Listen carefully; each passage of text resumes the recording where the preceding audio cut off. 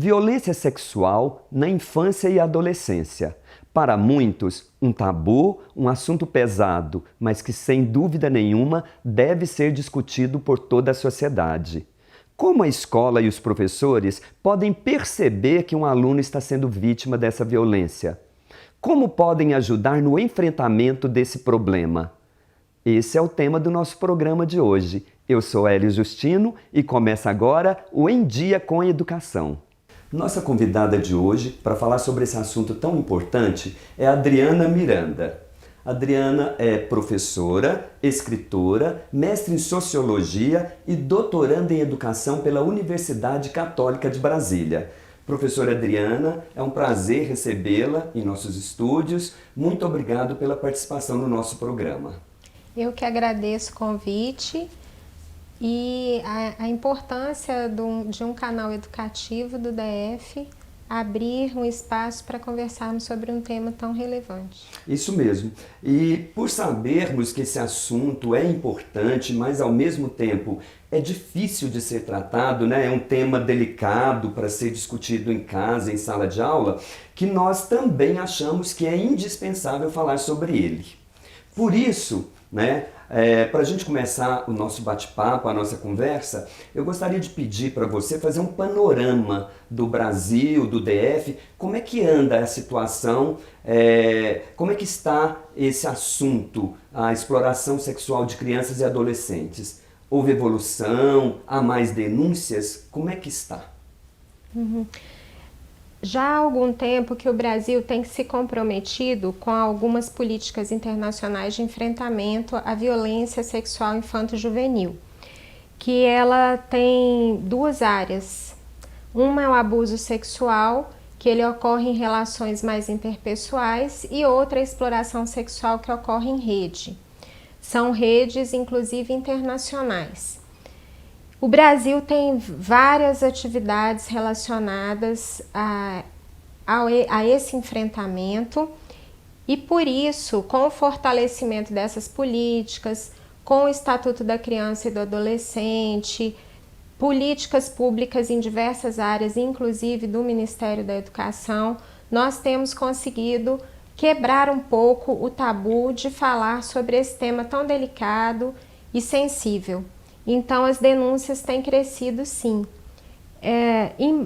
As notificações de casos, melhor dizendo, porque essa questão é um problema histórico muito grave, inclusive porque a maior parte dos abusos ocorre no âmbito doméstico. Geralmente são pais ou padrastos que cometem um abuso sexual contra crianças e adolescentes.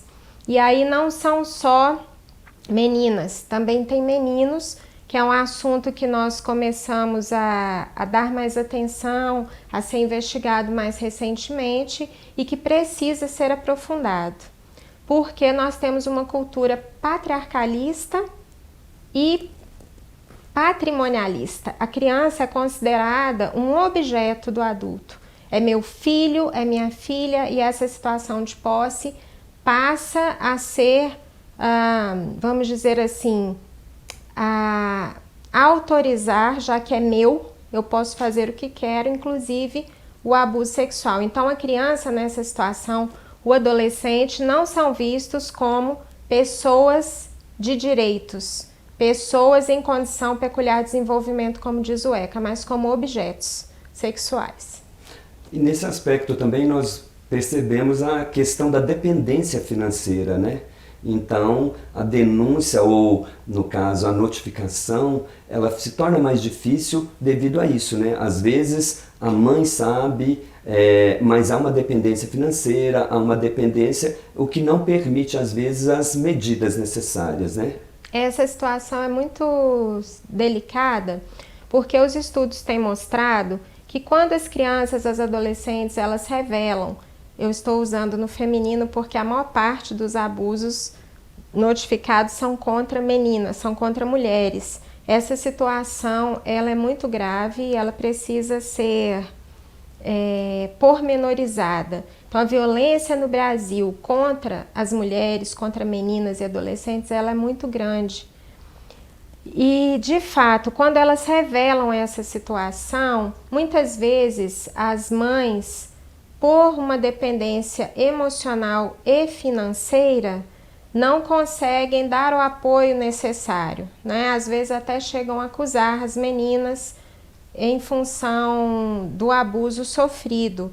Os estudos têm mostrado que esse dano emocional é muito grave, tão grave quanto o próprio abuso, porque quem é criança e adolescente espera proteção, não consegue dar essa proteção, muito pelo contrário, ocorre a culpabilização. Isso nos mostra que a situação de enfrentamento de abuso sexual, ela não pode ficar restrita à vítima, né? A família toda tem que ser tratada, tem que ser acompanhada, para que haja uma nova possibilidade de se relacionar de uma forma saudável, de uma forma protetiva, de uma forma melhor. Isso mesmo. E voltando então agora para o âmbito das nossas escolas, das nossas salas de aulas. Os nossos professores estão preparados para tratar desse assunto, para discutir esse assunto? Bem, como eu disse, no Brasil todo houve um investimento grande nessa área de formação e de se falar com a rede de proteção toda que nós denominamos profissionais que lidam diretamente com crianças e adolescentes. Professores, assistentes sociais, profissionais da saúde, conselheiros tutelares. Os professores, a nível federal, né, a nível nacional, desculpe, eles têm tido formação de um programa que se chama Escola que Protege. E algumas iniciativas também isoladas de universidades, de escolas de formação, como aqui no Distrito Federal nós tivemos também. Eu fui professora de um curso, formei junto à rede de proteção do DF 5 turmas, mas ainda é necessário haver mais formação. Porque, como você bem disse no início, é um assunto tabu. Isso não é conversado, a sexualidade em si não é conversada em sala de aula. E tratar da sexualidade infantil, nós adultos nos remetemos à nossa sexualidade, né? À nossa cultura, às nossas questões específicas sobre o tema. Então, os professores ainda precisam de mais formação e de mais integração com a rede de proteção local. Porque muitas vezes se desconhece os serviços. Às vezes a mídia traz um quadro muito negativo dos serviços voltados para atendimento da criança e do adolescente. E é preciso que o profissional da educação esteja inserido nessa rede para conhecer o profissional que faz o atendimento, como é esse acompanhamento, como é o encaminhamento, o que é feito para se sentir mais seguro no encaminhamento para a rede. Então é importante tanto a ampliação das formações. Hoje, inclusive, a Secretaria da Criança continua, né, ministrando essa formação em rede também, que é importante para que haja essa integração. Mas é preciso ampliar e fortalecer os serviços da rede de proteção do Distrito Federal, do Brasil como um todo. É porque muitas vezes o adolescente e a criança confiam muito no professor, né? Há um vínculo de confiança que permite até que eles abram para o professor, né, esse problema. Muito importante isso. E como é que o professor ele pode perceber que uma criança e uma adolescente está sendo vítima de abuso sexual? Como é que ele percebe que uma criança está sendo molestada? Pois é, a formação nesse sentido ela é fundamental, porque a gente costuma dizer que a gente enxerga quem tem olhos de ver, né? Porque muitas vezes há manuais, há materiais prescritivos que levam a uma falsa ideia de que a gente vai conseguir identificar casos vendo marcas físicas. E nem sempre a violência sexual ela ocorre sob força, sobre violência física. Muitas vezes, na verdade, os estudos têm mostrado que a maior parte das vezes são jogos sexuais criados por pessoas maiores do que a criança ou adolescente, né, adultos. No caso, a criança pode ser abusada por adolescentes e adultos e o adolescente por adultos. Então, são jogos sexuais que às vezes a criança é envolvida naquela situação e a marca física não vai estar ali. Então, o principal ponto que tem que ser observado em sala de aula é a mudança de comportamento. E a mudança de comportamento também não é padrão. Tem crianças que vão ficar muito tímidas, que vão querer se esconder, que vão ficar constrangidas, que vão, se participavam das aulas, vão ficar mais quietas. E tem outras que não, que elas vão começar a ser agressivas, que elas vão começar a xingar, porque não tem condições de responder aquilo de outra forma. Então, às vezes, a violência ela também tem que ser entendida como uma forma da criança ou do adolescente estar querendo comunicar algo que ele não tem palavras para dizer, que ele não sabe explicar, né? E então é importante principalmente observar a mudança de comportamento. Se a criança revela o caso, o adolescente revela o caso, seja pela fala ou expressão escrita ou por desenhos, o que o profissional da educação tem que fazer é acolher no primeiro momento. Porque, infelizmente, muitos adultos negam a palavra da criança, negam a situação, preferem não enxergar, desqualificam. Ah, isso é história, está inventando, está mentindo. Então, a primeira questão é acolher a criança, ouvi-la, dizer que ela não está sozinha, que vamos, né, procurar uma forma de tirá-la daquela situação de sofrimento, que é um sofrimento profundo. A criança, geralmente o adolescente, vão ter dúvidas, vão ter questionamentos, porque também, como a maior parte dos abusos é doméstico, também amam e tem relação com o seu afetivo, emocional, muitas vezes com o abusador, mas tem uma confusão emocional ali. Então, é acolher e, muito importante, não querer fazer um papel que não é seu. Por exemplo, investigar não é um papel do profissional da educação. Né? Certo. A notificação é encaminhada ao conselho tutelar, o ECA é claro, quando há comprovação desse abuso ou quando há suspeita de abuso. E muitas vezes os profissionais da educação se sentem responsáveis pela criança e extrapolam esse dever-poder, chegando a chamar, às vezes, até o abusador na escola para conversar, para ver o que aconteceu realmente. E é óbvio que um abusador não vai assumir o que fez, né? Então, é muito importante que não extrapole esse dever-poder. Por isso que o enfrentamento é feito em rede. Cada profissional tem o seu papel e devem dialogar para esses papéis ficarem cada vez mais claros, essa rede se articular melhor, um profissional confiar e saber até onde vai a sua ação e aonde começa do outro, para que essa criança, esse adolescente, esse estudante seja de fato protegido.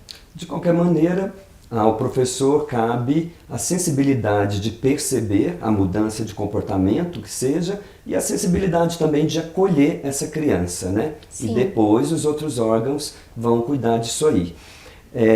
Professora, nós sabemos que você tem um livro, né, publicado que trata desse tema e eu gostaria de pedir para você apresentar um pouquinho desse livro, né, para os nossos professores, para que eles possam ter acesso a ele. Bom, meu livro, o título dele é Conversando sobre Violência Sexual contra a Criança. É um título bem explícito e eu também, quando pensei na elaboração do texto, eu não quis que fosse uma história fantasiosa.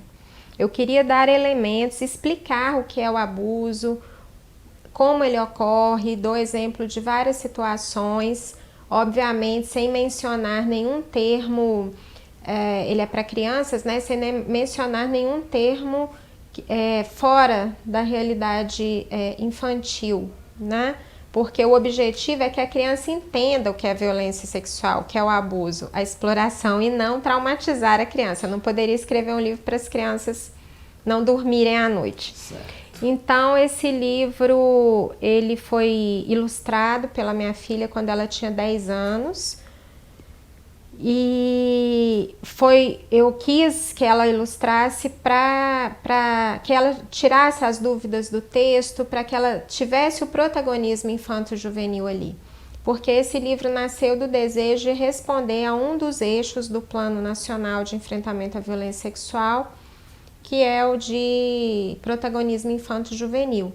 Como as crianças e adolescentes vão debater um tema tão complicado, tão complexo, se eles não têm materiais, se eles não têm poucos materiais voltados para essa área, voltados para a linguagem, para o entendimento deles. Inicialmente, o livro foi pensado para prevenção, para que pudesse informar, para que a criança pudesse identificar situações de violência e pudesse contar a um adulto. É importante dizer que a criança sozinha não consegue sair de uma situação de violência. Então, o livro não tem a pretensão das crianças lerem, entenderem e ser um material que ela por si só possa se cuidar. Não. É uma relação de poder muito grande entre o abusador e a criança, e quando ela é informada sobre isso, a ideia do livro é que ela possa contar para outro adulto, para que ela possa inicialmente num jogo que se desenrole dizer não e posteriormente contar para um adulto o que aconteceu, para que aí sim ela possa, essa situação de abuso, esse jogo não se desenrolar, né? Não se desenvolver. E nós já tivemos experiências da contação da história desse livro, onde algumas crianças revelaram abusos que estavam sofrendo ou que parentes estavam sofrendo, relatam também situações de violência que vivenciam no âmbito doméstico ou junto à comunidade. Infelizmente, a nossa mídia é muito violenta, explora a violência e ganha muito dinheiro com isso, ao invés de trazer programas que fortaleçam a democracia, que fortaleçam relações pacíficas. Então as crianças contam muito essas situações, contam que viram na televisão, que ouviram na rádio, usam termos e palavras que às vezes não são explorados no livro, como por exemplo estupro, mas já fazem parte do vocabulário delas. Já faz parte ou por uma vivência doméstica ou porque vem isso no dia a dia da comunidade, ou nos meios de comunicação. Então, o profissional da educação, quando trabalha o meu livro ou qualquer outro material voltado para a sexualidade, ele tem que estar ciente de que as crianças vão trazer elementos que normalmente elas não trazem para a sala de aula, porque não é dado espaço para se falar sobre a situação. Então, não cabe julgamentos morais, não cabe interferências. Não, você não pode falar isso em sala de aula. O professor tem que estar ciente de que podem vir elementos, situações, conversas, diálogos, onde é necessário de conversar de fato com as crianças, dar ouvido, ver o sofrimento que elas têm de viver essas situações de violência, inclusive.